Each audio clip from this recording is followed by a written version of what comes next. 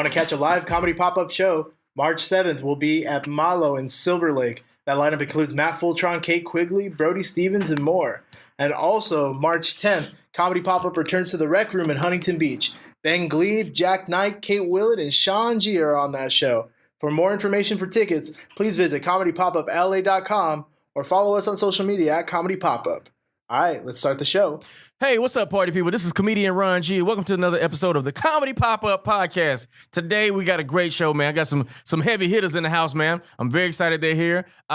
First in the building, we got my man. He was on the Just for Laughs New Faces 2017. He was a basketball player at Wofford College. You might have seen him on Hood Adjacent and Grey's Anatomy. And not to mention the TV series, Uncle Buck. Ladies and gentlemen, show some love for Norm Nixon Jr.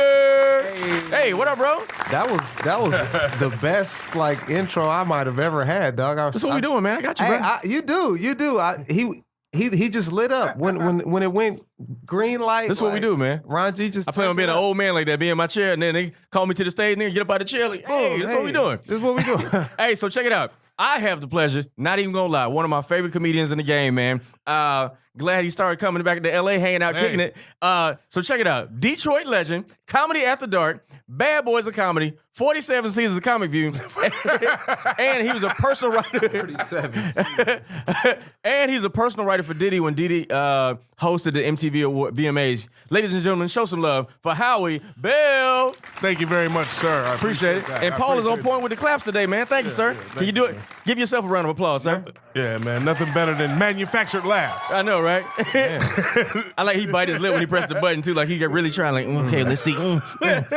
So what's up, fellas? How y'all doing, man? Good, man. Good? Good to be No, you like you just woke up, bro. Life is, like I said, I might have smoked Okay. at some point this morning. Okay, cool. Maybe. Smoked the turkey or Yes. a roast? A roast. Okay, yeah, good. We'll just leave it at that. You gotta eat.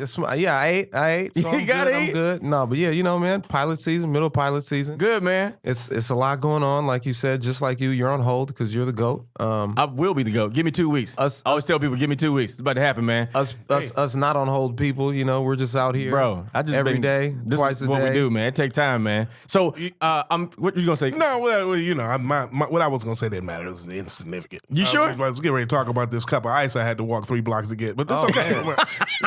Damn. So, I went to 2 Korean restaurants. They was like, no, we don't. No ice. Give No you ice. no cup of ice. You ain't got no ice. I was like, I'll buy a glass. They was like, no.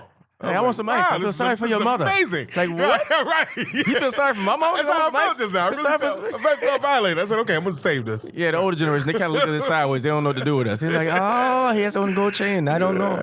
Get out my store now. No ice. So listen, man, I'm glad you two are on the show, man. 2 things I really admire about both of y'all. Both of y'all have 2 crazy pens, man. Like, I don't know if it comes from, your background. Like, Howie, every time I see you perform, man, you do this joke, get it together. When I tell you, that joke makes my world better. I don't know what it is. I feel like the clouds move and the sun come out. I be like, you gotta get it together. Yeah, So I was Thank you, bro. Because one thing I really admire about really dope, I like comedians that have a really dope pen, man. Some cats they're charming on stage. I feel a lot of LA comedians are very I'm an actor, but I do this because my agent tell me I'm supposed to. Mm-hmm. But they don't know how to write, and I feel like writing keeps you relevant. For you, Norm, what's your inspiration for your writing? Like just your childhood, or you're very observational? Or you always been that kid?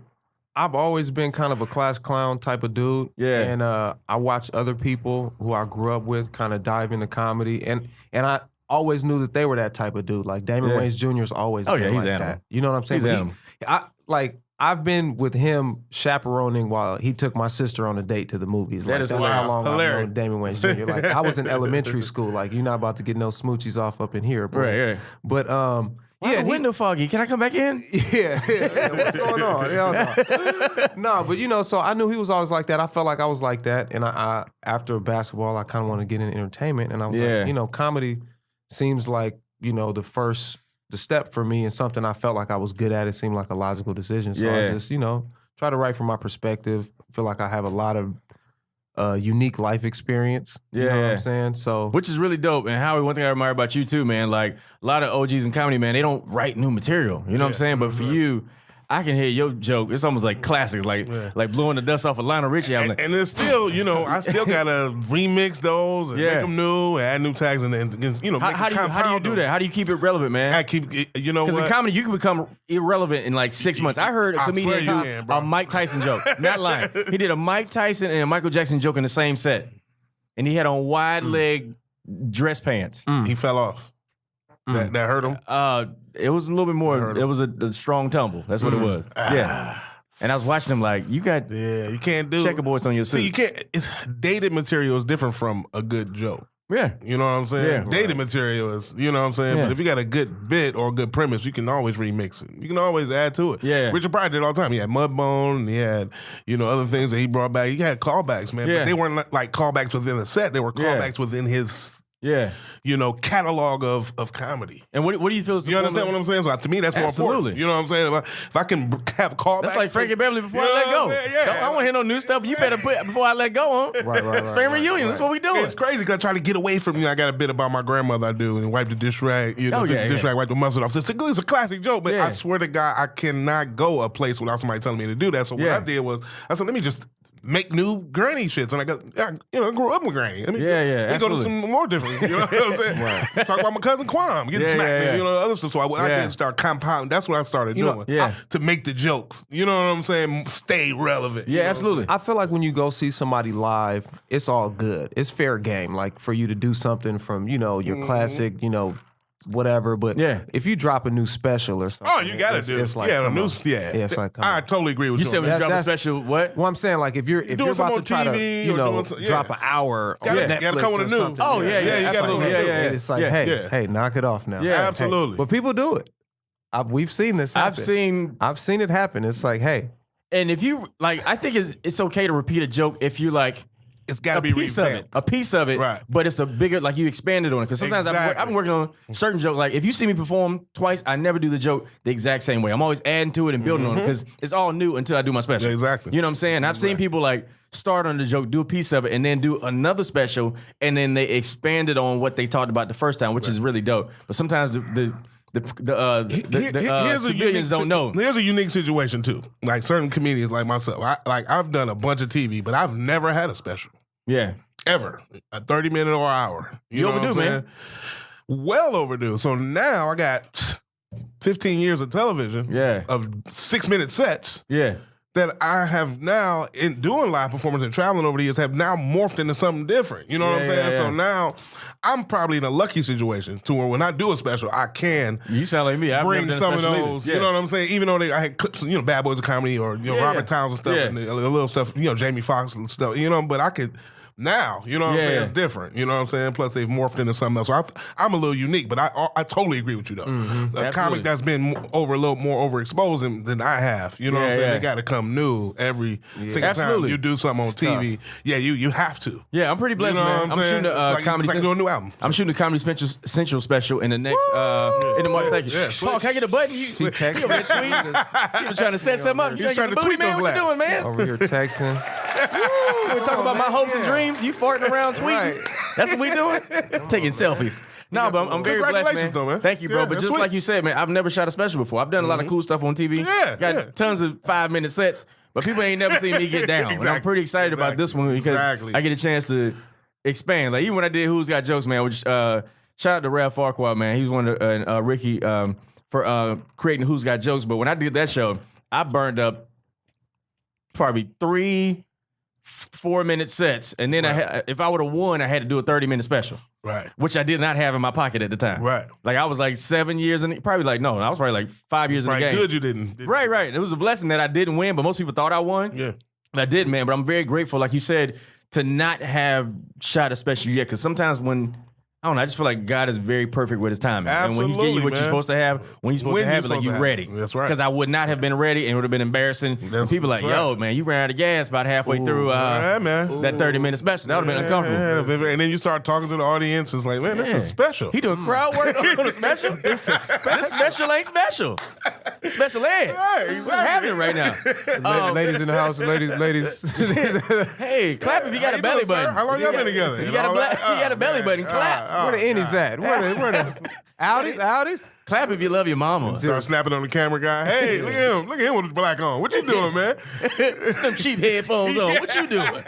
Take your glasses off. You looking lost. in the camera. Yeah, he lost the game. Stupid, man. So another thing I noticed too, you did Just for Laughs, man.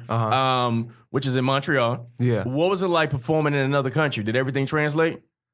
Yeah, it did. I mean, I think everybody who goes to that festival knows what they're getting themselves into. It's like if you go to Coachella, they know who's performing. They're there for it. You know, so everybody that was in the audiences, they're like, you know, all eyes and ears.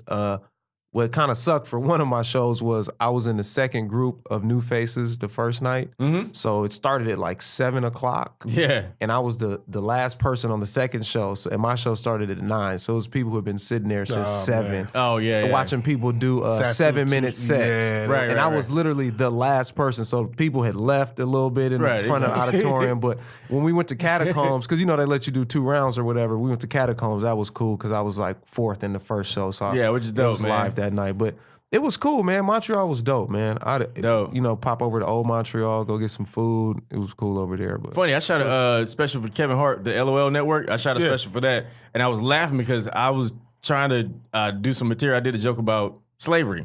And Canada doesn't have any slave culture, and they just sitting here looking at me. I'm like, man, that joke is hilarious in the States. You know what I'm saying? They don't even but sometimes you don't know until you're in a certain environment. Like, That's right. oh, I'm not home. What about you? How I know you've been overseas. Well, of course, but you know what's happened to me? I shot a TV show, man, one time for Showtime with Rip Michaels. He produced a show. It was like Comedy in the Hood. That dude is always on. And it didn't. It never dropped, and I'm happy because it was one of them times that I went up last.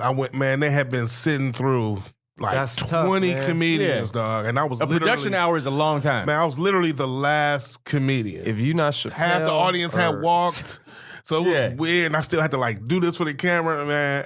Dude, it was like one of the most excruciating. You go on stage, you hear appliances running like, is that an ice maker? And I still had to play it off like, you know what I'm saying? Because, you know, we take it. So I was like, it was weird, man. And I was so glad this never came out. I was like, I don't know how they going to edit this together. Yeah. I looked confident, but I had nobody listening. It was like maybe, you know, it was just You had to act like it was a big room, even I had though to act probably like it was 3 people. Yeah, that's kind of painful, man. Oh, man. Yeah. That hurt. And so you started doing comedy in LA, correct? Yeah. Is it weird? Because I always think most LA comics are kind of weird because I feel like y'all don't appreciate the hustle as much as people from out of town because you grew up around this industry. Like for me, I don't have no plan B. I left everything to do this. Like this has to work. Like I'm not going back home. You know what I'm saying? What about you? His grandmama is right. I live here. My mama just don't work out. Right. Yeah. I mean, a lot of cats, I guess you could say they have the luxury of just maybe tapping right back into whatever they was doing before, I guess. But, I mean, you know, when you've been doing something for 5-6 years and ain't been doing nothing else, you don't really have any resume anywhere else. So, you know, what you going to fall back on? You know what I'm saying? Yeah. It's like, I guess I'll start from scratch at, you know, be an intern. You know what I'm saying? So it's kind of same, you know, all in. What did you notice about comedy in LA versus back home? Well, it's because I'm sure there's some adjustment. Like I started in Atlanta, so even when I came to LA, I realized a lot of my comedy was regional. I didn't realize how regional my city. Like in the South, I'm doing like you know these little church. You know, things that you would say in church and a lot of Southern dialogue. But when I moved to LA, a lot of it didn't translate, and I had to find my voice out here. What have you noticed being in LA? You know what, man? I lived here 7 years, fresh out of college. So you understand, I'm weirded out a little bit with LA because you know I'm from Detroit, but then I went to school in South Carolina, and then I left South Carolina and came here. But you did too, right? You know I went to Wofford. Yeah. Wofford, I graduated from Benedict College, Columbia. So Tigers, yeah, exactly. And then so I left Benedict and came straight here. Yeah. So it's like my perception is kind of different. So I was a kid here, you know what I'm saying? Had a development deal early, Overbrook Entertainment, you know, with a sketch improv group I was with called The Other Levels, like me, Spanky, Joe Blunt, Thomas Ward, and all that stuff. So I had some early success, kind of not knowing, you know what I'm saying? Yeah. You know, and then my stand-up really wasn't where it was supposed to be, but then I popped Comic View early. So it was like, I went through a transition, like after my first, maybe about 5 years of living here, where I had to kind of refine who I was because I didn't really know who I was. You know what I'm saying? I had like early success, you know what I'm saying, in the industry, but didn't know my voice, as you say. So it took me a while to kind of get that. You know what I'm saying? My set was all over the place. It was strange.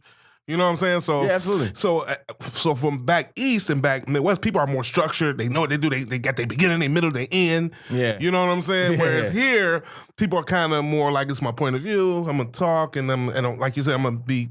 I'm gonna look nice and I'm gonna have good stage presence, but I'm not really impactful. They ain't talking about that comedy wise. So when I went back to the crib, I was like, you know what? Got your weight up. Few bombings. Yeah. I was like, nah, I can't do this. And I loved and care about comedy too much. You know what I'm saying? I was like, I can't do this. Yeah. And so I just went in the lab, man, and just got strong. You know what I'm saying? And just start going to New York a lot, doing a lot of New York. I did New York for about 6-7 years. Literally just all I'm doing is New York. Yeah. You know what I mean? Then I did Atlanta for a long time. Yeah. You know what I'm saying? I even did Miami and South Florida for a while. You know, I've done it all. Were you doing that Benji Brown room with the Haitians? Benji Brown, yes, I've done that. Oh, man. I've done, My God. Yeah. They had a few rooms down in Miami that was tough, though. Yeah, even the improv down there was hard. You know what I'm saying? You know. And so you actually miss out, growing up in LA, you kind of miss out on the bombing rooms. Because, being from Atlanta, Uptown Comedy Club, they used to give out keys. They used to shake keys when you bomb. Keys in Detroit, too. Or there's a spot, I don't know, you know Griff, my man, shout out to Griffy 2K. They used to pass out Nerf balls. Hey, look, they to had the audience. If you was terrible, they would throw Nerf balls at you. Griff had his, I don't know if this is the same room, but he had one with a gong thing in the middle.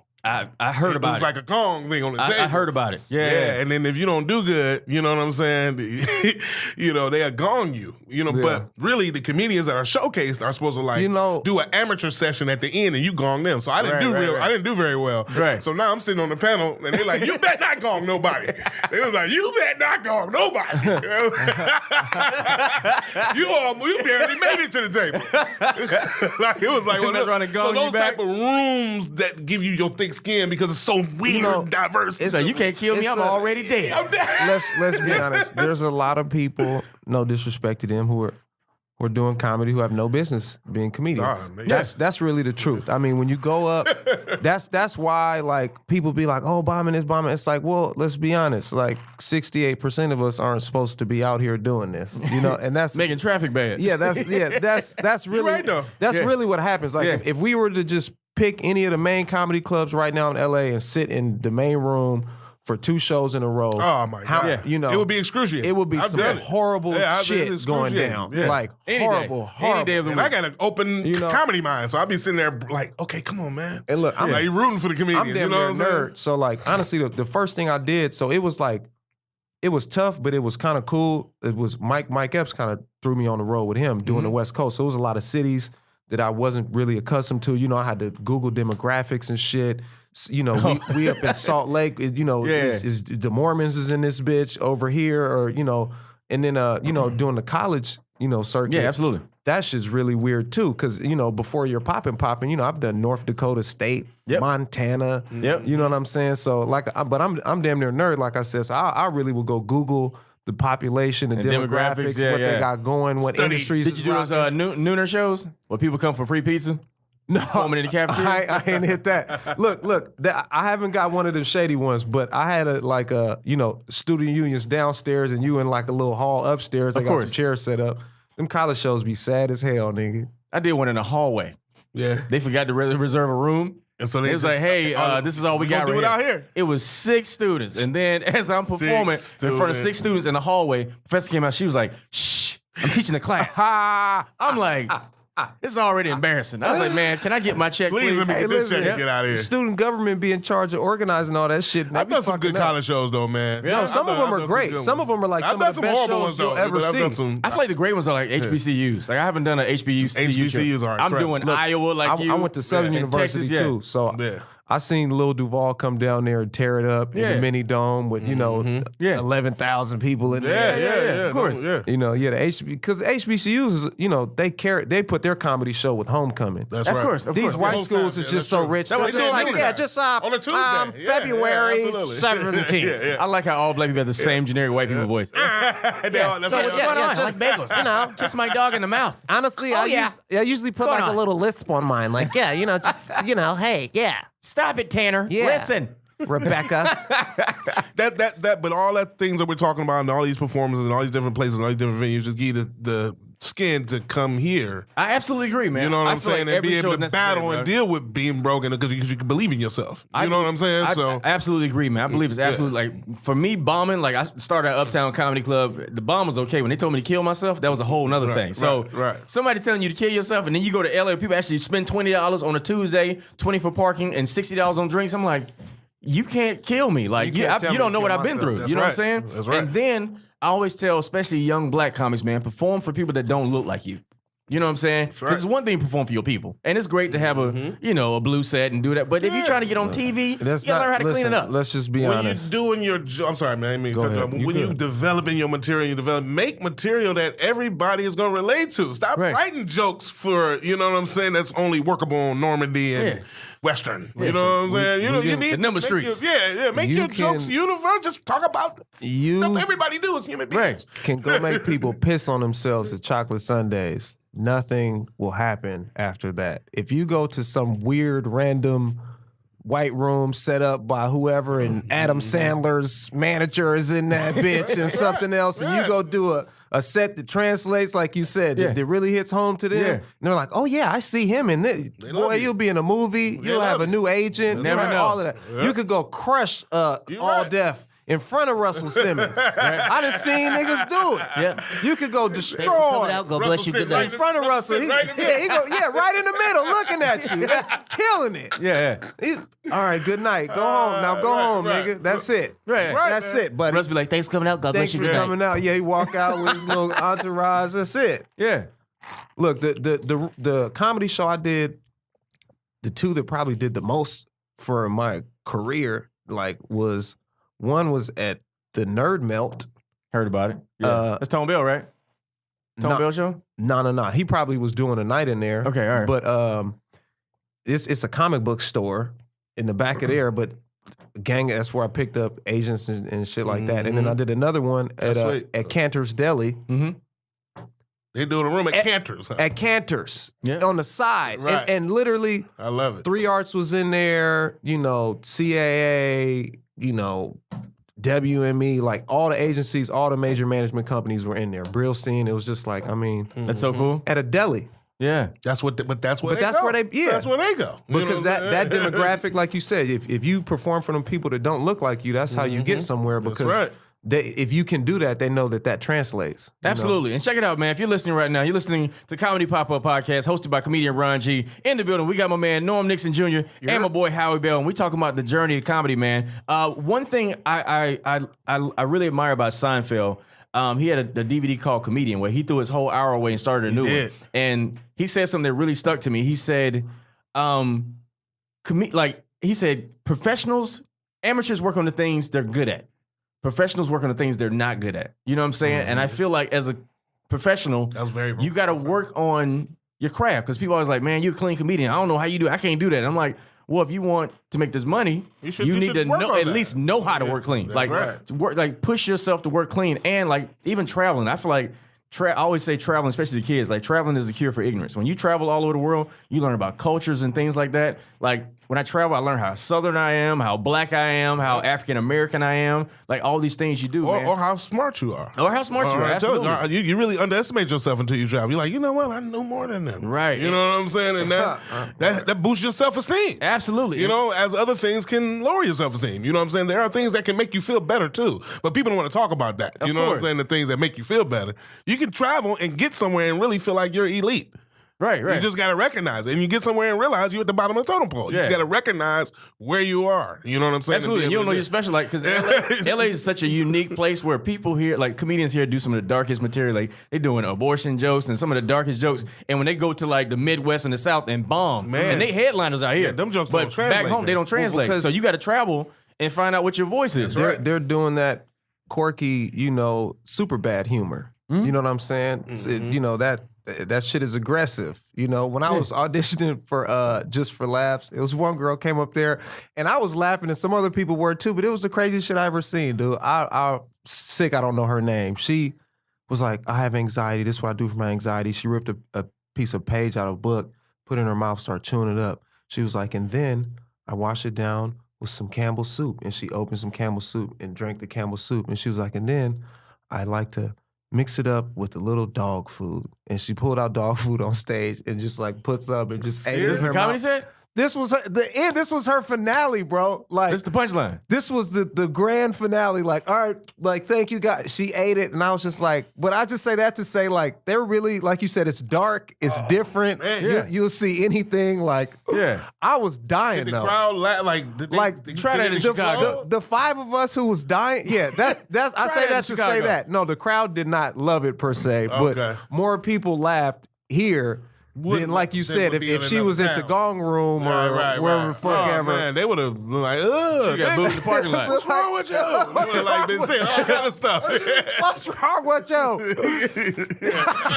What are you doing? Yeah, it would have been a different kind of heckle. She got booed in the parking lot. Get her out of here, you nasty. Ma'am, Bitch might try you to forgot fight her. something. Boo!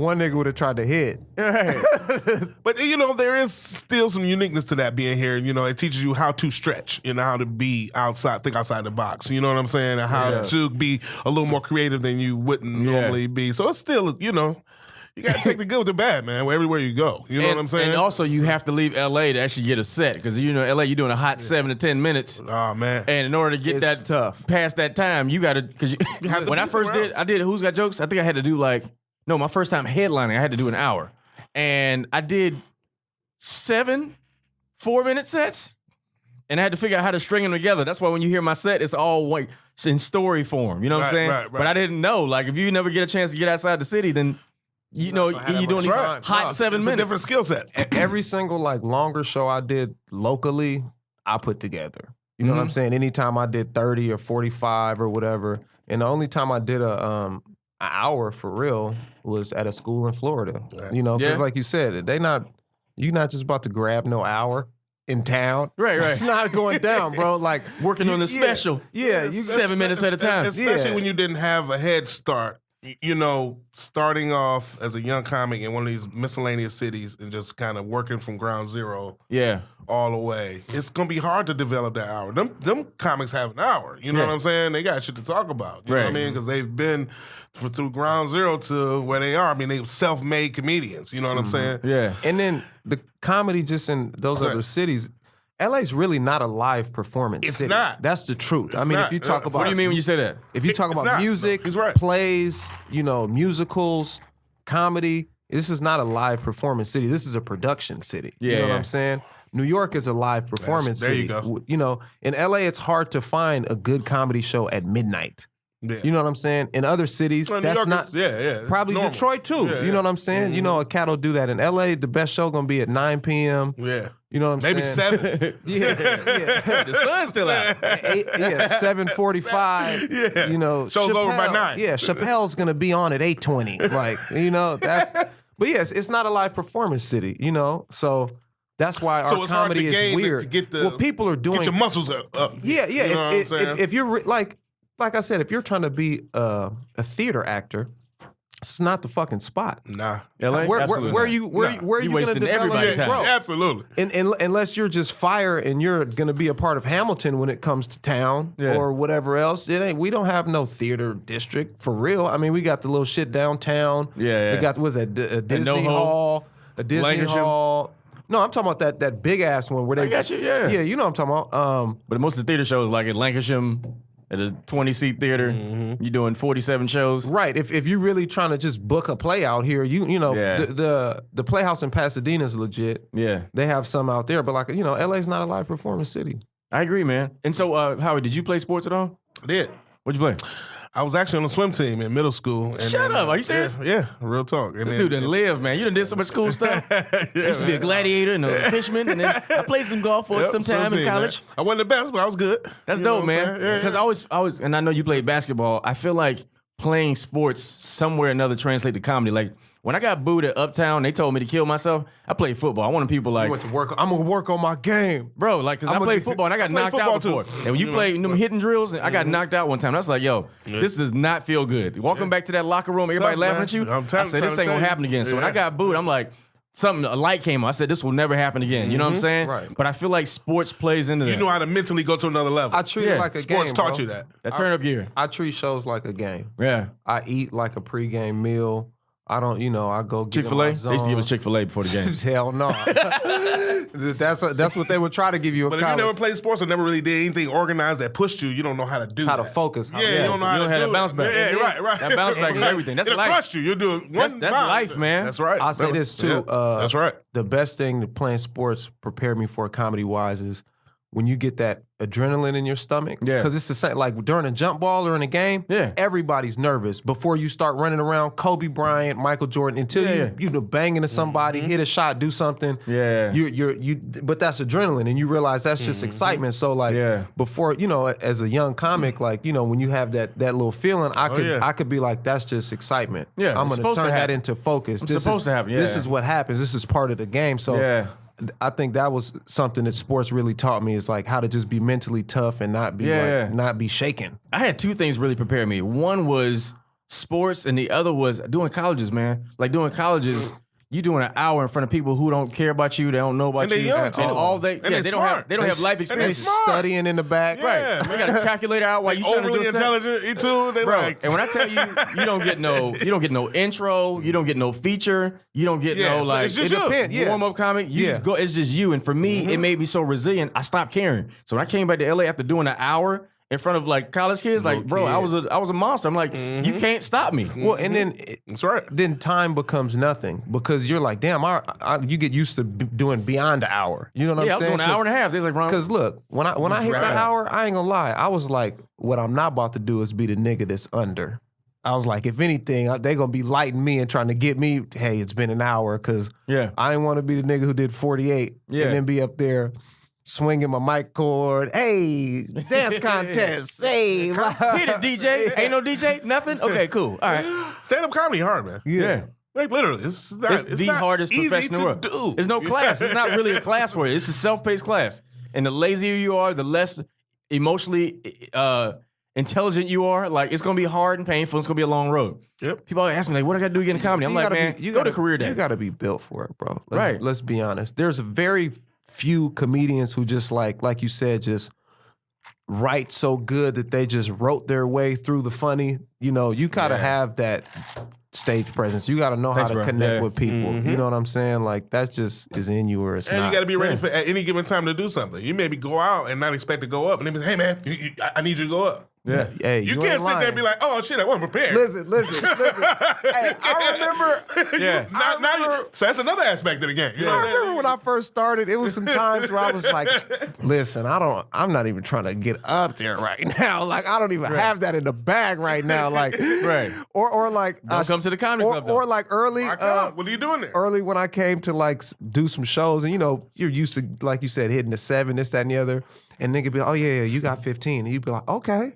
You be like, I got this. A whole 15. A solid 15? Yeah, you be like a whole, okay. A full 15. Okay. I've been doing like 5 to 7, but we gonna get to 12 and 13 or something. We gonna, but like you said, that's how you grow. Yeah. Get that pressure. Absolutely. Put that pressure on your ass. But that's what comedy is, man. It's just been such a long journey, man. For real, I don't know. I just feel like I'm personally not allowed to be comfortable in any area of my life. Like, God just set my life up like that. Like, emotionally, anything. I always have to work on myself, and the stuff I work on in my personal life always translates to the stage. Like, if you hear my set, you kind of know what I'm going through in my life. You like, this nigga really going through a breakup. This nigga healing right now. That's you know the what best I'm saying? comedy though, brother. But, right. That's the best. But you always touch people when you go through it. Art, period. Yeah. Do it from the heart. Music, painting. I tell young comics that too. I was like, yo, every day, if you can go up, if you ain't married and got no babies, go up every single day, especially your worst day ever. I've had some really terrible, trashy days and get on stage and like been an animal because I was free and I didn't care. You know what I'm saying? You had all that built up. You just frustration say it, or whatever from the day's And then you activity say or some week's real activity. shit that's gonna hit home with people. Because if someone else going through some real shit, they'd be like, yeah, he ain't lying. Bro, my best joke, I was going through a breakup and I was depressed. And I said, man, you ever cry so hard, you have tears under your neck? Just that one phrase changed everything. Dying, huh?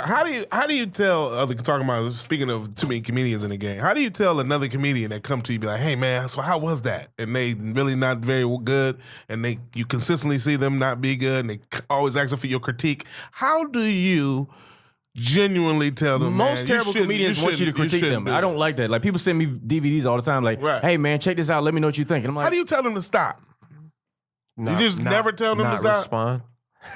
Just don't say nothing. Yeah. I don't respond because Like, man, hold on real They quick. can tag you Like, on video on your real- messenger, like, man, look at this set. Yeah, And, it's like, and it says read. Yeah, you read it. Just read it. You feel bad. You know, you open the messenger. It says read it. You like with the time. You gonna see me in public. You like, hey man, I know you read it. I know you It says you read it. Man. Like, yeah, I had checked it out. Yeah. It's just, I always find that the longer I do comedy, though, the longer I'm in the game to talk to younger comics and comics that have been doing it a while, they're not good. It's just so hard to, you know what I'm saying? But you know you're a hero too. Like you're somebody's hero, so you gotta be careful with your words. That's right. That's what I'm mindful of. My words mean a lot. Charismatic. I don't want to hurt nobody. Or How do you know tell what I'm saying? anybody they're terrible who thinks they're great at something? Yeah. How? I'm more telling my structure. I'll be like, yo, you got to work on you gotta this, work on you your need to work set, on man. this. Like first I'll be like, how often do you go up? Look, right. And they'll be like, oh, once a I went month. up in I'm April. Like, You went up in if you April. can count, it's not enough. Yeah. Well, 3 times since January, like, nah, that's not enough. You gotta perform every single day. Every single day. You know what I'm saying? But I'm more telling my structure. Like, I always tell them, like, I'm not at liberty to tell you about yourself because I don't want to discourage you. Right. Like, it takes time, man. Like, for me, I wasn't great when I first started. I was charming and I was funny, but I didn't have structure. So I had to learn. And when I got booed, I would sit in the back of the club and watch cats that was performing. I'm like, he's not funny to me. He's just confident. And I just would try to figure that thing out. I always been like that. But it seemed like the most aggressive, the most hungry, like I want to get up guys are the least. That's life, though. You know what I'm saying? Like, Like the ones to get the chicks, man. man, They it's just assertive. Like, dude, Hey. Hey, you get hurt. She told me no 47 times. I went back. No, Like, Jesus. You blew me up for this guest spot, and you wasn't ready. Yeah. You know what I'm saying? Like that makes me more mad than a person that, you know what I mean? Maybe, I'm not sure. But this guy, you know, the one that's, hey, man, when you gonna let me up? You know, when you gonna, man, just let me do it. You know, and then they do it. Sometimes I would And it's like, dude, you didn't even, man. You know what I'm saying? Like, Some of these bitches think they bad too this week. You know, it's just it's the game, man. It's Nigga, what you it just is. did your light skin voice just now. What was that? Hey, man. That was Sound like you in big the bubble shit. bath. What was that? That was my West Side. That was my pimp shit. You know, when you start talking about bitches and shit, you know, you transform into a different nigga. You feel me? You just be feel like, me? hey, check this out. Real right talk here, though. player 10 Real toes down. Ray J on, voice. You know, yeah. Real talk though. Yeah. Brandy's brother, homie. I'm Brandy's brother. He got a little list. These on chicks his, out here, too. man, they don't know what's going on. I'm Brandy's brother. Brandy's brother. Ray Ray J. J. Ray J like a little I hate a it first. cultural icon out here though in LA though. He is. I did a Ray They J. love Ray J. I did a Ray J joke in London. He's Not just- really. Why do they like him though? No, he's just really been here for so long. That's So what- he knows a lot of people. Right. Yeah. You know, Ray J's been running around since like the 90s, damn near. You know what I'm saying? So he got He's a been lot here of for a long homies. time. You know, he know cats from Long Beach, the Valley. He know music producers, NBA players, boxers. His He networking just- skills yeah, are he great. knows a lot of people. He's a great networker. Come on, man. He's a socializer. Smashed What Kim is K. his, what is his talent? Though? He smashed Kim K. Yeah, That's it. But Ray J had a couple Yeah, cool songs. One wish. Yeah, he did that. He was solid. I mean, One look, wish. Ray J's solid, you know. He did. He's solid. The only thing that makes Ray J seem, I guess, when people kind of giggle at him a little bit is when he just turn up and start acting extra wild and start I got an indoor basketball court. banging on I got an people. outdoor Oh, yeah, basketball start court. stunning. It's Banging just on like, people. yeah, Ray it's J, just like, stop. I don't know. I've never seen that. Ray J. LA turns people into that too sometimes. Right. I've seen some of them. Man, listen, bro. I've been in the business for shit now, 95. So with 23 years, you know, I'm in and out of LA. And LA, I've seen some people turn to some different people, man, that I've been around. You know what I'm saying? That's the great part about LA. You find out what you really made up when you move here. I'm telling you, man, I've seen some guys that are not no way, and not in a good way. You know what I'm saying? You know, it's a good. Some changes are good. You know, you see guys, he's not the same. He's great now. You Well, know, you know, cats- these guys have turned into Cats wanna, witches, you know, and warlocks. You yeah, know what I'm saying? Like, bruh. Run around in certain type of entourages and have a certain type of image, or you Yeah. know, I don't know why these dudes. A lot of these, you know, you see athletes doing it, rappers from out of town. I'm That's like, crazy. Yeah. I'm like, dude, why are you? I mean, we talked about the one pole of the beginning, and let's talk about the end. These successful people that have made it and did other things, but they are just not the same person. The collateral You damage, know what man. I'm saying? Is that what it is? Collateral damage, like stuff that comes about that's not even intentional. I feel like a lot of the cats who act weird once they get somewhere, they're bitter about something. It's like previously, you weren't before the man in 6th grade Right. through like fat you kid, know your complex. Yes, He's a fat kid. That's it. Yeah, or didn't get no cat. You know, they wasn't really fooling with him when he was young. So now he's just running them and dogging them real bad and beating them up. And I'll show you. I'll show you. Yeah, but then there's dudes that like you seen run together. I seen crews run together for 5, 6, 7 years, come in the game, and then I've seen dudes come here and they get success and they forget about them dudes, man. You know what I'm saying? The same guys that they were sleeping on the couch with and crushed to the corner, sharing a bag of fries with, man. They don't even talk to them no more. I'm telling you, for real life stories. Some cats is fake. Superstars that I know right now. That's what I'm saying. That's working now. Yeah. Right? That got boys and or girls. But I'm kind of old school. I'm like, I feel like don't nobody owe me nothing. So I'm like, nobody owes you I look out for homies, but I'm like, I've seen and witnessed people literally tight, you know what I'm saying? Tight mans, you feel me? Yeah. We splitting, you know what I'm saying? Like I said, a burger, bro. A burger, yeah. Then we're gonna go do the show. We catching the buzz, or we riding together. And how much chips? And it's like this one made it. How much chips we talking about? Your man's got now. Who made it? How many M's we talking? We talking about the same dudes with no chips. And this dude with super chips. That's what I'm saying. We talking and it's multiple though. We ain't talking about one person. Right. Yeah, 10, 20. I won't say 5 M's, just a couple. but over the meal mark. So over the meal mark. Growing up in a household with your family is like just legendary. How do you stay grounded?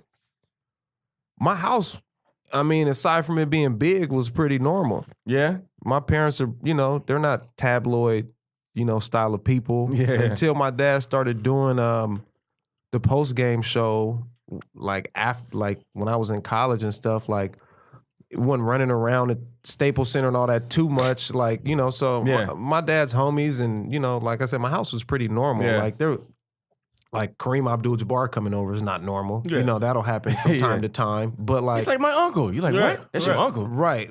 But aside from that, I play sports at regular places. You know what I'm saying? Like most of my homies are regular cats. I don't know, I'm not one running around. You with seem like a Jaden pretty. Smith. I never met you before, but you seem like a pretty grounded guy. Yeah, very grounded, right? You know what which I'm is saying? dope. Right. Yeah, which is And super he's the dope. other end You of the know what I'm spectrum saying? too. Like what we're talking about, he's to get to the other end. Right. Like you were raised right, your family showed you love, and like They come from the taught South. you taught you not to be the dick. My dad's from Macon, Georgia. You know what I'm course, saying? yeah. My mom's from Houston, Texas. You know Southern what I'm roots, saying? yeah, absolutely. So Ain't my nothing like house the is South. like that. Yeah. Ain't no cussing You was up taught in that manners. house. Yeah, You know what I'm right, saying? right. You mind your manners, young You're not man. gonna be yelling at me. Yeah, Take the trash out. I've been waking up out of my sleep Just for laughs, to just do take the the trash laundry in the out. middle of the night. Whoopings. And my dad done put me in a corner and put a flurry on me. So I'm just, Yeah. That's dope, man. I feel like everybody here, man, are just decent people. And I honestly, I like LA's, again, you can always say LA's full of fake people, but fake people don't do well around people that's real. Yeah, and then that's LA is really full of great people. That's really the man, out of it's town just a people. lot I don't of say all that. Listen, no, let me tell you good people something. here, though. Hear me out. There's some great people here. What it does is, if you're struggling, man, and you're trying to accomplish a goal, and you can't get to that goal, and it takes you a certain amount of time. Everybody's not built for the long term hustle grind, you know what I'm saying? Pound Yeah. of pay. So this shit can turn you into something else. You know what I'm saying? It's people walking around, dude, that, where you from, man? I'm from Cleveland. How long you been here? 38 years, man. I remember when I first came out, I used to hang out with Richard Pryor. You understand what I'm saying? And it's somewhere along the line, you know what I'm saying? Something happened to them, man. Yeah. You know what I'm I'll saying? say this too, though. Y'all got to They're a think. good person for where they come from, but then here could turn them into something. Yeah. You got to think. Y'all came out here to join the industry. Mm-hmm. So those are the shoulders you're going to rub. Those are the people you're going to be around. I grew up in L.A. as an athlete. Right.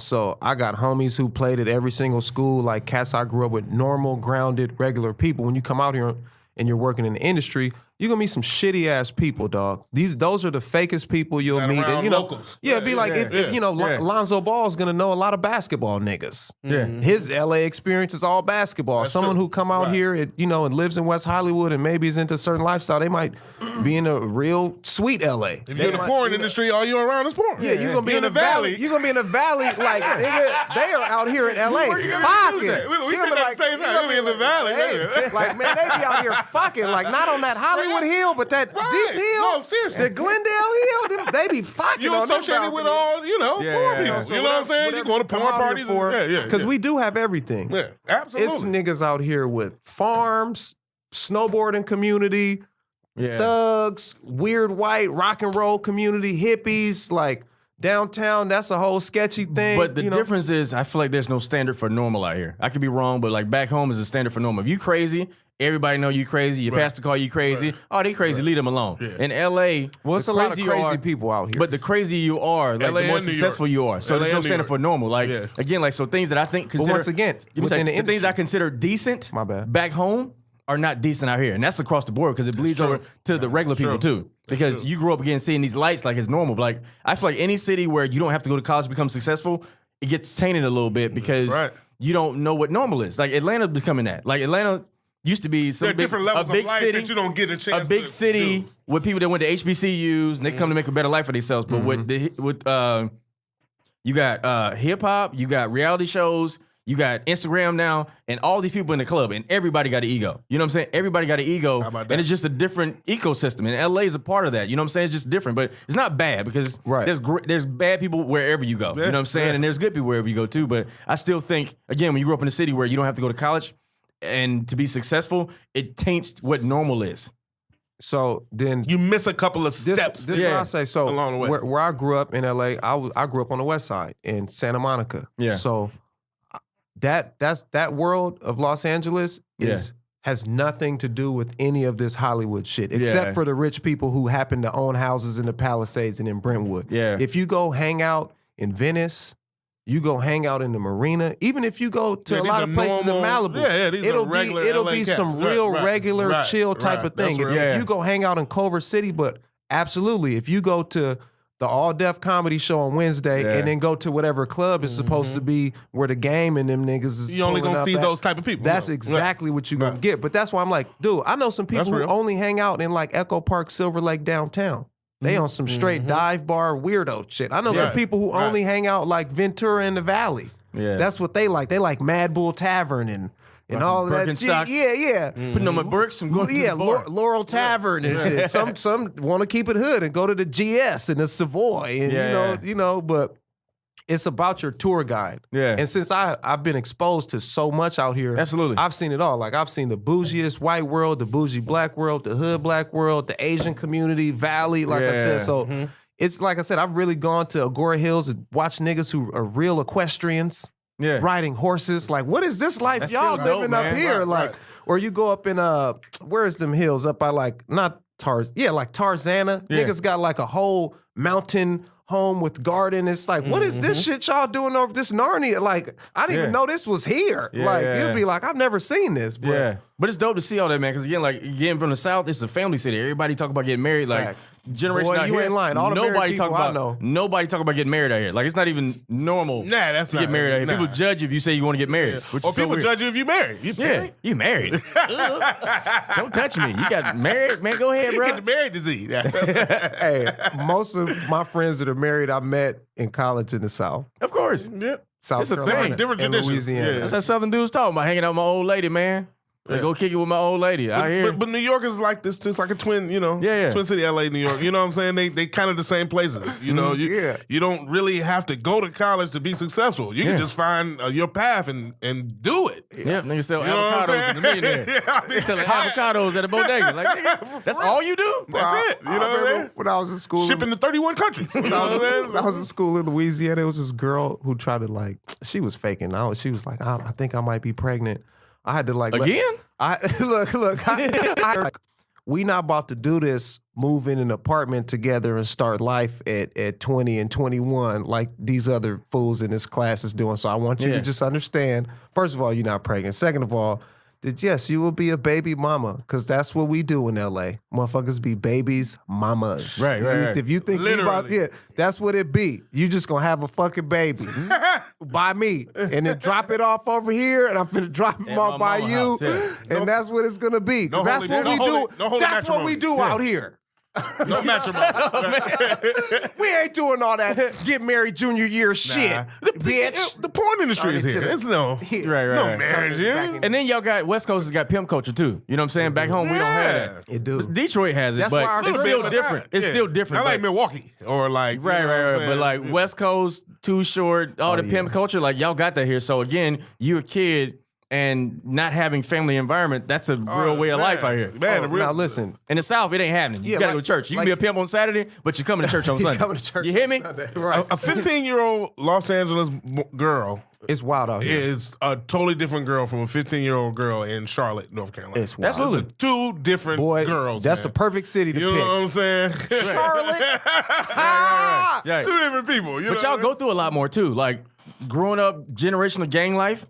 Like out here, I know somebody they shot up a funeral out here, and this was high school students. And I'm like, growing up in the South, I can't even imagine that. I be telling people like, because we got real gang culture. Other places got little cliques and stuff. Now, everybody They got knows. first generation You go to gang Detroit culture. trying to serve some dope or playing with somebody, you gonna get everything you looking for, baby. But out here, strangers really press you. So like that's really weird. Like when you're at that age where everybody's active, like you'll just walk into a store and you'll just get ran up on by like 3 niggas, like real aggressive. Like Yeah. you just beat up their sister or something. Yeah. Like, nigga, what's cracking, bro? Like, you know, you got to deal with that. So it makes me feel good out of town because I know if I like mind my business and I'm not doing no stupid shit, Yeah. you know, niggas will kind of leave you alone. But yeah, out Depending here, on where you at though. Certain city, you know what I'm saying? Back, Yeah, certain cities you just back don't. Midwest. Yeah, you got certain you feel it. cities, Yeah, Chicago, Detroit, If- DC. if you the look, South, Atlanta, Philly. ain't no joke, bro.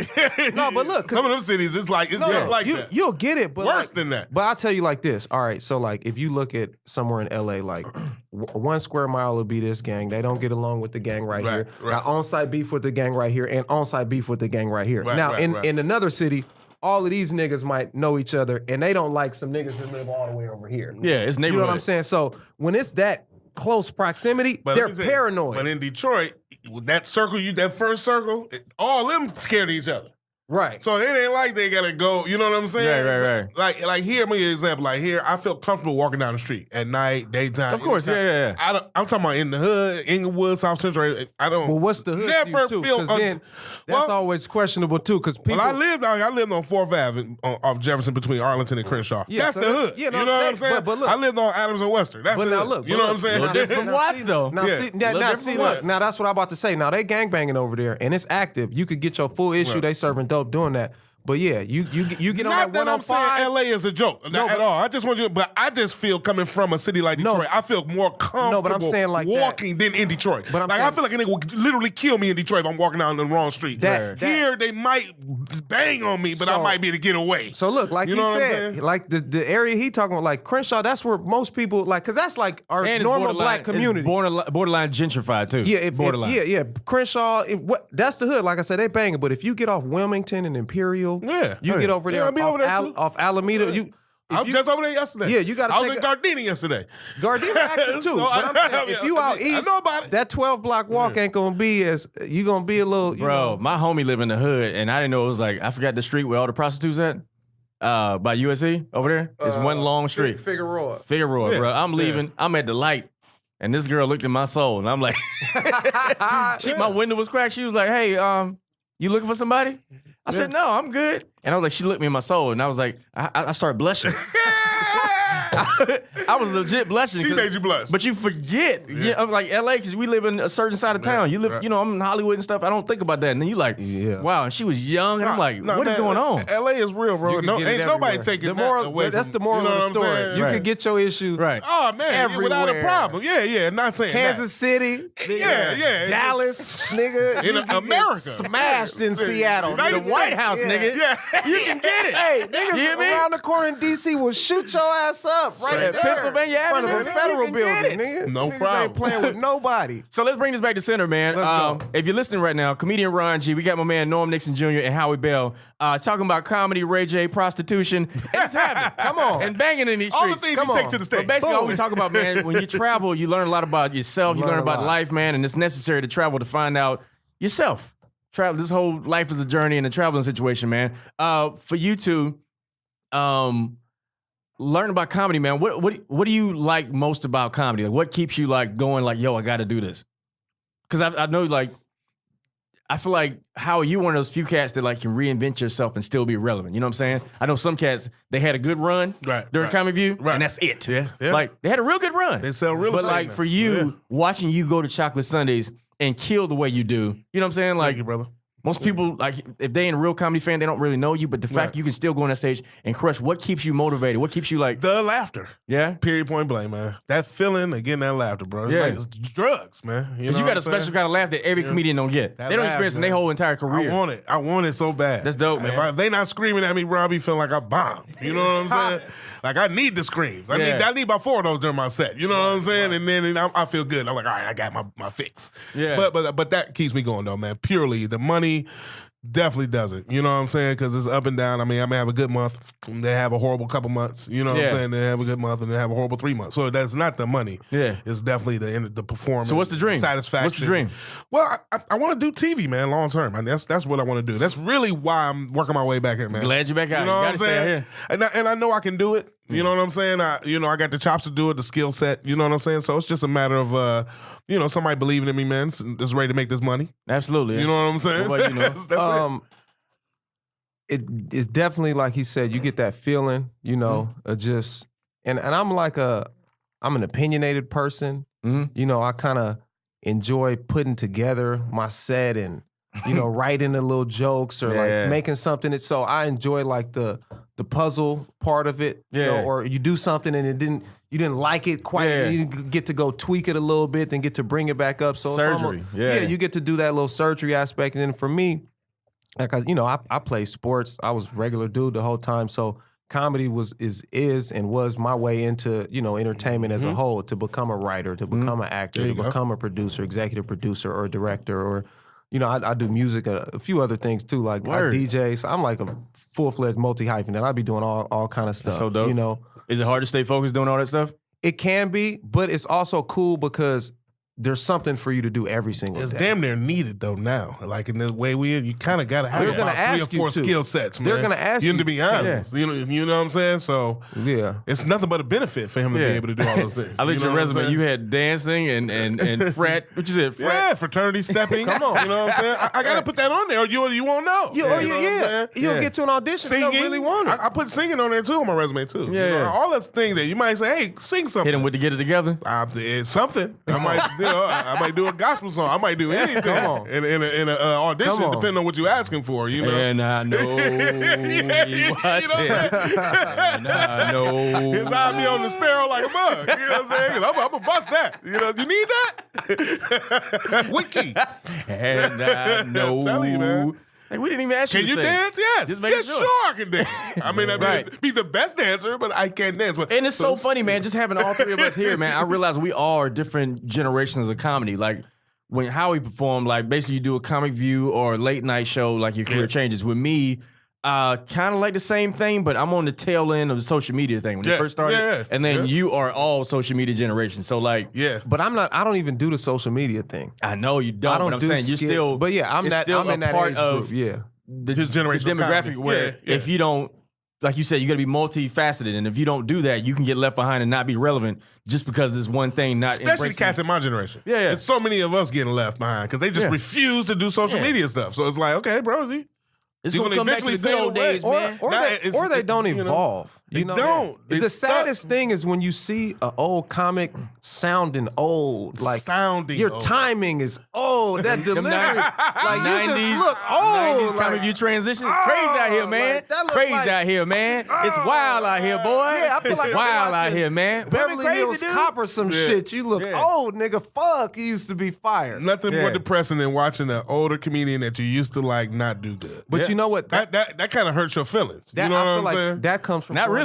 Not me. I'm like, somebody used to like though. Like, somebody used to like, oh, my man. Nah, that's a chair open for me. I'm like, man, go ahead, be trash. Work on. Be trash. Don't stop writing. Okay, go ahead. I'm gonna write.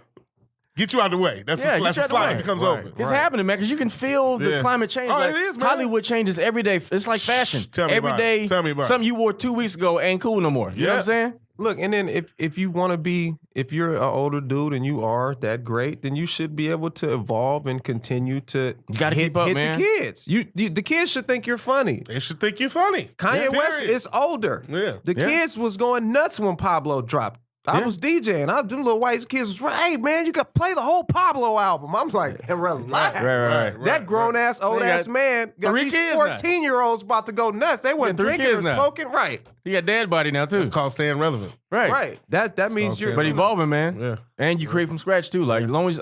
Like, because somebody was saying, like, when you're dope, your age doesn't matter. Like Andre 3000 can drop an album today, and I will buy all of it. Right now. I will buy the entire track. The whole world would be there for the whole thing. And I don't know how old he is, but it's like, it doesn't matter because he's dope and you create from scratch. You know what I'm saying? 2 Chainz. Like, I don't know how old he is, but 2 Chainz is amazing to me. Look, some people... And he's not young, 2 Chainz. No, he's not. Yeah, he's almost That nigga 40. went to school with my dad. He went to school with my dad.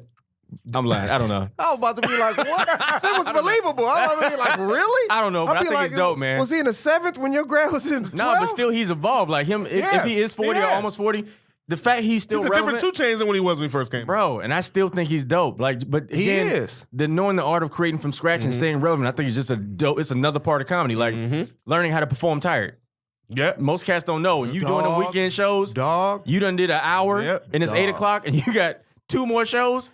That's an art that most cats don't know. I'm like, people when I hear comedy saying, I don't feel like going up. Nah, bro, you ain't ready to headline. I'm on the road right now with Cedric, man, and let me tell you, brother. Say it cool. And it's just me and him. You know what I'm saying? When I go out. Now, he has other cats that does dates with him. But when it's just me and him, it's just me and him. And dude, I have to go out, and do the show, same shit he got to do. Well, but sometimes it's 3 shows that night, bro. Yeah. You know what I'm saying? 8, 10, and 12. Bro. You can't say you tired. We could, tired for what? When I hop, that means I can't drink like that. Yeah. Right. Because I got 3 shows. Yeah. You know what I'm saying? So as what I would do to go and walk to a comedy club just to do a 6-minute set. You need some drinks. I need a nap. You ain't do anything. No. I need a nap. When you're doing the clubs and you actually working, It's bro, real. That's work, you man. have to be on key and on point, man, That's or you work. won't work again. That's work, man. You know what I'm saying? Like I said, when I hopped out with Serious Epps, work. it was like that too. Yeah. The 3-day weekends, and I was man. early, so I learned early. Like this shit's not a game, dog. At all, man. Niggas is walking in here, Look, rubbing dudes, their head, trying to piece it up. Like, all right, sometimes second it's 1 show Sunday. Thursday, 2 Friday, 3 Saturday, and 1 or 2 Sunday. And 3 Saturday. So it just depends. They've been on, standing you know in what I'm line. saying? They've been standing in line an hour because the other show ran long. The last show is just as packed as the first show. Come on. And they got just as much energy. They're like, yeah, and you like this. I'm Right. tired. No, it's not gonna work. Nah, man. you don't have the You know luxury what to I'm do it. But young cats don't know that, man. And then That's the different part of the game. That goes back to that. right. That's why I said it's an art. That road Comedy's stuff. an art. Yes, brother. that's the dark side. Oh, man. That second show on Sunday, man. that's the dark side. Yeah. That feeling in between shows on that Sunday when you just sitting there waiting, like, all right, man. And you still got to be nice to the people in the meantime when you don't feel good. And you have to And they do drunk, it. critiquing you, telling you what you should talk about, Listen, what you man. don't talk about, what wasn't right, and you got to still have a smile on your face. The last people show don't know. on Sunday got the same energy as the first show on Thursday. Yep. You understand what I'm saying? Like the whole weekend is like that. Yeah. So you as a comic, you got to be able to stick to your guns. And what about the performance part?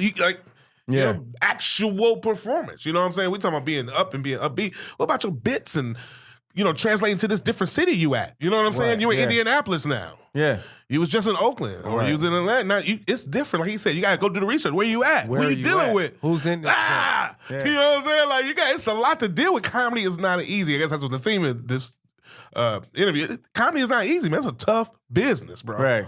Especially to remain relevant and maintain and do it for so long. What you gonna say, no? On a high level. I was saying when I first started doing it, I was doing like, Mike Epps, so that's obviously older, a little bit black people, the hood Which is crowd a very coming through, specific whatever. voice.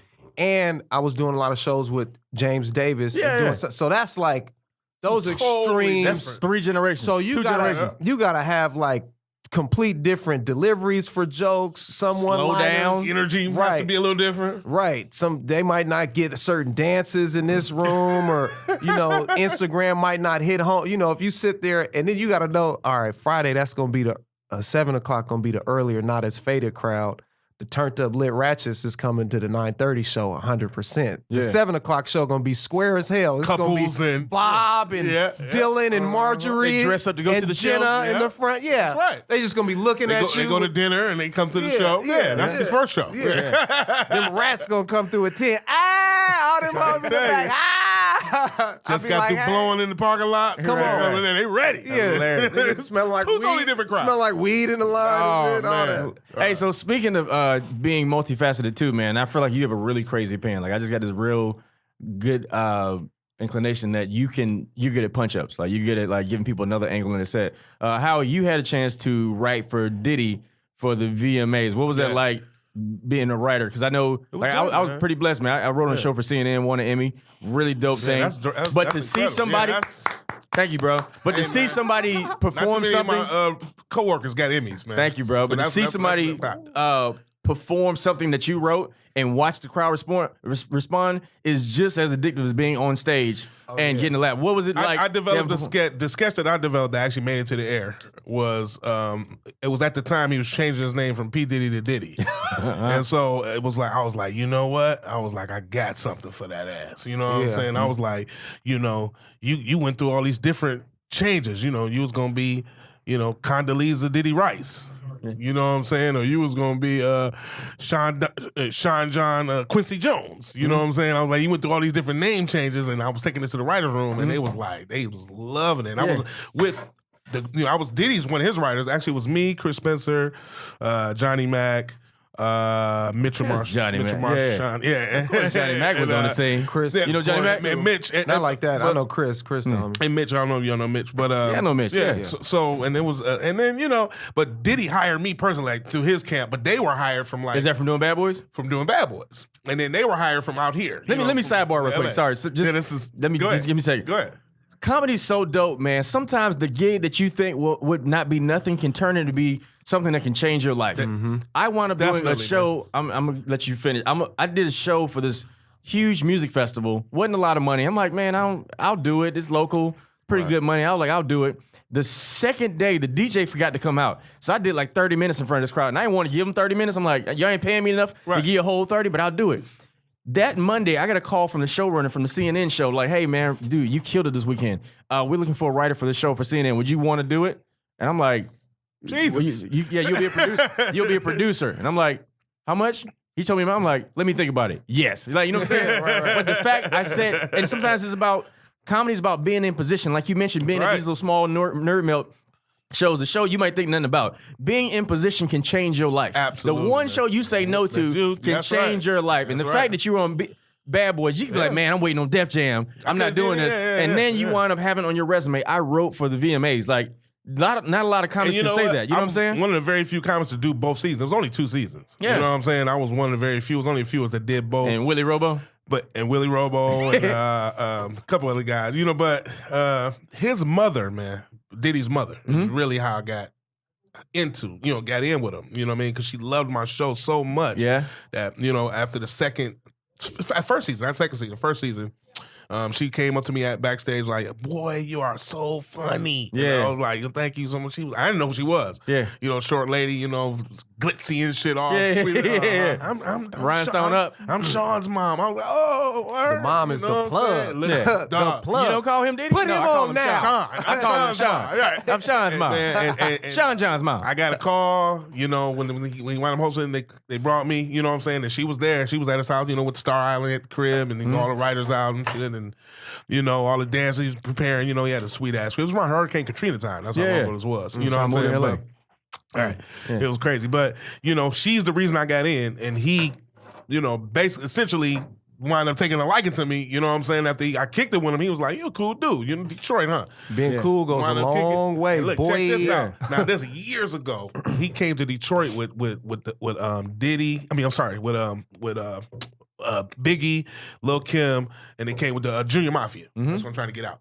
So they came to Detroit and did a show, and I had some comedy T-shirts. Me and my brother was doing some little comedy shows, and we met them back then, gave them T-shirts and everything. And we wound up leaving, going to get bigger sizes with Biggie. Biggie's like, yeah, you ain't got no bigger sizes. We left with the car, get bigger sizes. It's a true story. No, all jokes aside. Came back, the security didn't want to let us back there, and Diddy wound up coming out like, man, I always let the dudes with the T-shirts in. So years later, come back, I'm at his house, and I told him about that story. He went crazy. He was like, man, that was y'all? Yeah. And it was like, oh, man. I was like, that was a young comedian. He was like, man, that's crazy. He was like, man, that's crazy. Like, he really looked at me like straight up. Like, he couldn't believe, dope, man. you know what I'm saying, that happened. And I brought that back. You know what I'm saying? That's another thing. you don't know what you're dealing with, who you might run into again. Years later, I might have working for him. You know what I'm saying? So that was crazy. And what's beautiful about comedy is too, the more you do it, the people that you're a fan of become a fan of you. That's man, ain't that crazy? Like you never know who loves you. I rarely have to introduce myself in LA because most people know who I am. It's the weird. Like when I saw Dwayne Martin, he was like, "Bro, when you performing again?" I was like, "Wait, Hey, you bro, know who I am?" Wait, you know me? He was like, "Yeah, bro, you next." And I was like, "What? The weirdest. I'm next." Man. The weirdest one for me, I did a show up in Seattle, and Jamal Crawford was in the audience or whatever. So then I saw him at a Laker game, or Lakers Clippers. He walked up to me. He was like, "What's up, bro? Like, man, you funny to the motherfucker. Like, something. I'm just like, man, like." You get some of the most buckets that we see right now. You know what I'm like saying? You're one of the coldest. It's just you're one of the coldest niggas out here. Like and for him to like respect me you. and acknowledge me, I was like, damn, bro. I gotta keep rolling. Like Jamal Crawford rooting for me. I gotta do it. You know what I'm saying? I can't let Jamal down. He on the Clippers and everything, bro. But it's cool. You just met this nigga. I can't let him down. I gotta be hilarious. Right. That's funny, man. And it's just to finish what I was saying about the whole the writing experience with the VMAs and all that. It's just the being in that writer's room with those guys, man, and being able to get my sketch in, you know what I'm saying, on the air, was amazing. That's you dope, know what bro. I'm saying? Because there was so many different writers. Like I was talking about Chris Spencer, all these guys, and then so once and you writing with legends too. Like that's what I'm everybody there saying. got huge resume in writing. That's a whole nother story too. They was pushing me to be the front guy too. They was kind of scared to always be the one to pitch so every day we had to have pitch meetings with them. Yeah, of while course. we were there. They was like, "How you got to pitch? You got to pitch." So they was always but it threw me in the fire, but it made me better. Of course. I was mad at them, like, man, why don't nobody else want to pick? Every time it was a bad idea, nope, we're not doing that. I wouldn't care. No. You know what I'm saying? Like, comedy, but like, they put me in the position to be the no guy, but I won with the, you know what I'm saying? My shit getting on. So, I looked at one way like, motherfuckers be scared to do shit. You know what I'm saying? But if you're not scared and you win, you double win. You know what I'm saying? Can't be scared. Can't be scared. Can't be scared, man. Being scary don't get you nowhere, scared man. to lose. You know what I'm saying? A foundational key in comedy, man. For me, I learned the bigger the risk, the bigger the reward. Whenever you take a risk on stage, that's right, in this career, and you do some of the craziest stuff, man, like you change the game. You don't even know it. You didn't even know. Just by being bold enough to take that risk. You know what I'm saying? So that being said, man, you listen to another dope episode of the Comedy Podcast. Before we wrap up, we got my man Norm Nixon and Howie Bell in the building. Before we wrap up, I do a special segment at the end of the show where I ask you guys questions. You can answer however you want to. Nothing wrong, but we don't small talk here. If you notice on the show, we don't small talk. Yeah. So with that being said, there's no right or wrong answer, and you can answer however you feel. Let's try to keep it a little short. So y'all ready? Yeah. Cool, dope. If you can do it still cracks me up every time I do We the both question. answer the question, right? Yeah. Okay. Yeah. If you can do one, bro, this is so funny. All right, I'll explain why I'm laughing after I ask the question. If you can do coffee with one person dead or alive, who would it be? It could be anybody. Wow. I would say my grandmother, man. She never had a chance to see me I was about perform. to say the same She thing. never had a chance to see me dog. perform do comedy, but she had That was really gonna impacted my really life, be and I think it. she's Wow. dope, and I would love to see her. I was See going me to do go to comedy. my What about phone. you? It could be anybody. I though. swear to God, I was like, I feel like that's cliche and I should come with somebody cool, but no. I definitely picking one of my loved ones. Yeah. Facts. You know Like, what I mean? I never met one of my grandfathers, my mom's dad. He passed away before I was born. So maybe sit down with dude and because they Okay, say you call I him act dude. like him and all of that. Call him dude. Dude, man. I That's swear, my man, dude. I am not biting off you, bro. But my mother's father, you know what I'm saying? I never met him before. I was like 2 when he passed away, but everybody in my whole family said I look exactly like him. Right. I got the same manner. I would love Act to like sit down him and all and of that. talk to him. You know what I'm He saying? probably gave you get it together, He man. probably get the man. He was used singing to to you in the dream. His brother name was Baby Boy Warren, who was a blues artist, a recording blues artist from Detroit. So I got some history of that blues in my family. So some performers, but I would love to sit down and talk to him and Right. just talk about that whole era and all that. That's dope, man. All right, next question. Let's see. All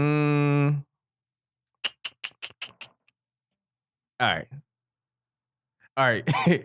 What's one thing you learned about yourself from your last relationship? Not the person, from yourself. Not the That's a current good relationship. question. Not You're the funny. You're not the funny. current relationship, but the last relationship. I'm just pointing at you like this because that's a scandalous nigga over there. Said I don't want to hear anything about her. Not what did you do Because wrong? most people go to like what she should have did. Yeah. I learned is I don't tolerate BS. Like no. What about you? What did you learn about yourself? Previous relationship or now relationship? Whatever works, bro. Okay. I didn't know If that's what your, I didn't know what you. I don't want to get you in trouble. No. Yeah. One thing you learned about yourself. I've learned that I have patience. I've learned to have patience. My wife is she's giving me a lot of the grades that I have right now on top of my head and on my chin. But if I didn't have the patience that I have, I probably would have done something domestically violent or something like that. Okay. So, to be honest, you know what I'm saying? My patience is incredible. Hashtag her too, nigga. You know what I'm saying? Hashtag me too. You know, him too. Right. Us too, yeah. Dope, man. So I'm able to deal with things. And But love makes you patient. Better. You know what I'm saying? Yeah, love will make you slow down. So since his was positive, I'm gonna shoot for a negative. Go for thing it. I learned about myself. I was 'Cause last year and I was a that's whore. what you want. That's what you want. I learned I was a whore. I was a whore. I had a problem. Eric Benet. Dog, I mean, I really learned that I'm not ready for marriage, dog. Mm-hmm. I really, really learned that because, you hit a point where the we thing becomes like so real and so deep. Like, and I'm still fighting for myself right now. Yeah, you trying know to what figure I'm that thing saying? out, yeah. I got so much on my plate right now. Like you multi-hyphenate, like you said, do you get lost in it? And hell yeah, I get lost in it. I'll be like, damn, I ain't DJ'd nothing and I need to book something with that or whatever. But, women need a lot of time, man. Yeah. They're very, very needy. And if you really ain't ready to basically Borderline. live with them and put a baby in them, Borderline selfish. they Hilarious. very much are, bro. Because like a lot of the things me and my girl had that we had issues with were like obligations or like things I don't have control over. I'm like, Yeah. I didn't even do anything to you, and you're mad at me right now. Right. We never go out. Well, let's go out Tuesday. I'm like, I got to let you I know have I'm a waiting on you to show. come back about this gig first. Yeah. And they You don't like can't- that. yeah. They don't like that. Yeah. And then, like you said, my mom is obviously a full-fledged diva. So she might just call and be like, get on a plane tomorrow. And I'm going to be like, yes. Yeah. Girls don't like stuff like that, bro. Yeah. They don't like that. But then sometimes it means she's not the one. Because the one will have the capacity to handle everything you got going on. You know what I'm saying? Like, I just got engaged too. Shout out to my baby. Look at that. But Look at like, him. for real, I've been through the struggle too. And I'm like, I did 100 colleges in 1 year. And every time I come back home, the girl I was dating would be gone. Mad. She'll be with somebody else. And I'd stop asking crazy. questions. You know what I'm saying? But my girl now, she kind of gets me and understands my flow and know when I get off the road, like, yo, let me give him a little space to unwind and, you know what I'm saying? It Let me is- stay up to 2 in the morning, help you read these lines. Every girl ain't got that. I will say it is a True. difficult task to date somebody who is doing all of that stuff, though. Of course. It's definitely, you have to sign up for that shit. You have to know what you're getting yourself into because like you course. said, and if they call you tomorrow and tell you doing 100 dates and they cashing out, then you're going to be right back on the road in London, wherever Right. the hell you're supposed to go, So she got to Baby, I'm just gonna take sacrifice that. this time. Next couple months, I'm gonna be home. Then you get a call from your agent. We're doing a movie in Canada. You like, you know what, babe? Ooh, that time. all right. Got to be with somebody that understands, brother. Yeah, This and business. flexible. Because Yeah. some people ain't like Yeah. some 9-to-5ers. They don't have that flexibility to date somebody like They that. don't even understand how you Yeah. can do all that. And how can then- you just Why go you there? farting around with them jokes? Yeah. Like what? It's my career. Them little jokes. Like, I remember one time I was like, $15 to perform at the Look, Laugh Factory. $15, really? Look, like I told you, I had that hour I did in Florida. So your first time really doing an hour, that's like a big thing. Yeah. It's some prepping, it's some nights you're gonna stay up thinking, running some shit. So Yeah. like she was like, yo, did you finish your hour yet? I'm like, oh, okay. So now, Like it what? so now my hour's not. So now me doing this hour's not a legitimate reason for me to Right. go focus for like 4 or 5 hours. You did tonight? an hour. You done. You won, right? Yeah. Oh, so now that You you won. did it, do you feel better now? Like, Right. okay. Right. I promise you, that's always been it. My wife is better at it now, but that was an ongoing thing in our relationship. Even before we got married, it's like, yeah, you just got to go up there for like 30, 40 minutes. You're going to be done, and then you can come do this and do that or do that. Nah. It's like, First of all, I have anxiety you right think now. that I'm about to... Right. You give me anxiety. I can do everything that you want me to do. Go run and do this show, walk right out the club and go finish doing what you want me to do. Get the... Are you crazy? You just got another gray hair. For saying I that, just too. got just This is your itched eyebrow out, right now. Like, come on, man. Cool. Last question, man, so we can get out of here, man. What sound or smell reminds you of home? Marijuana.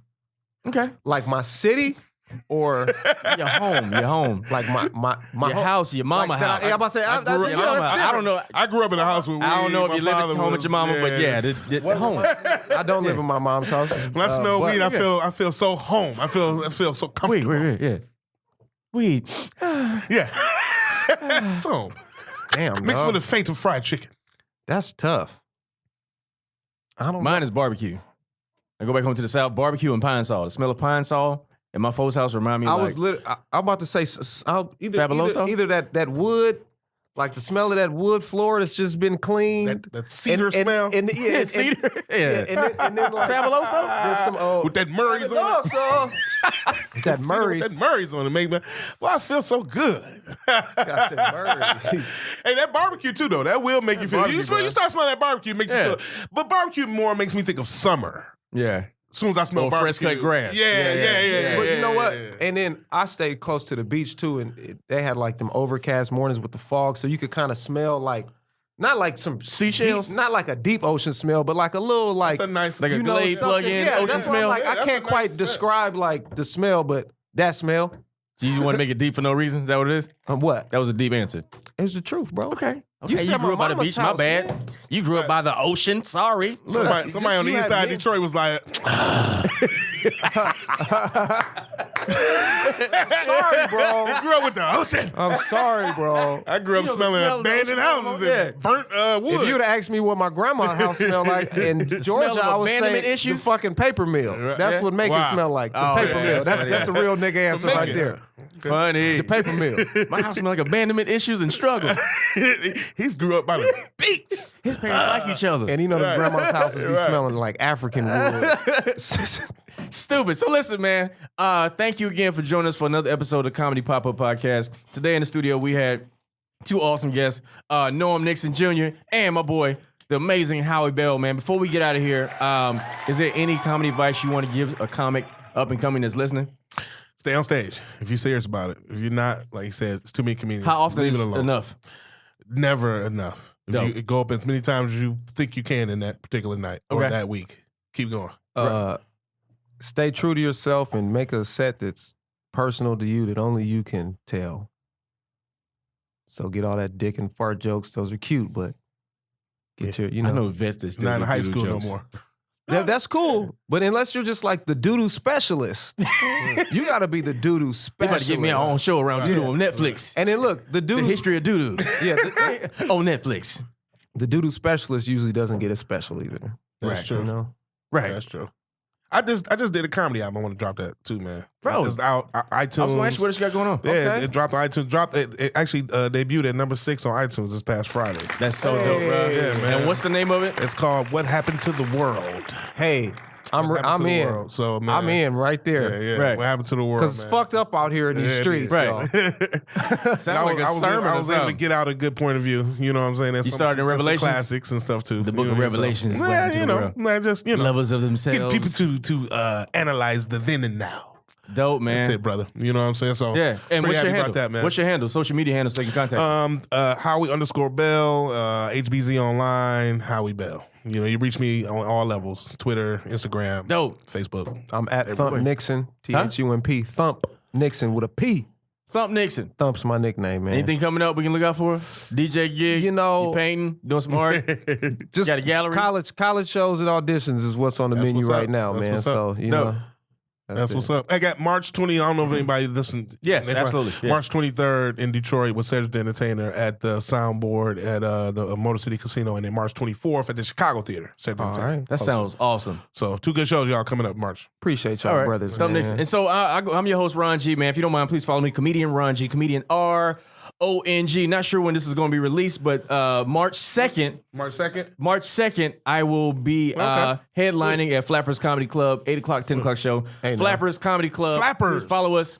Flappers is good club. Flappers, go to flappers.com to get tickets. And also every Sunday I'm at the Laugh Factory, world famous Laugh Factory. 2 shows, 7 o'clock and 9:30. Please follow me, Comedian RONG on everything. And at the end of March, I'll be doing my first 30-minute Comedy Central special. So I'm working on that. So if you can come to Flappers, you can see me work that set out. That's dope. And that being said, please follow us at CPU Podcast. CPU Podcast for dope comedy pop-up podcast and comedypopup.la.com for all our comedy shows, man. That being said, we don't small talk on Comedy Pop-Up, but this is what we do. We having a good time. Yeah. Thank you, fellas. Appreciate you, brother. You one of the good brothers, brother. Appreciate it, man. You one of the good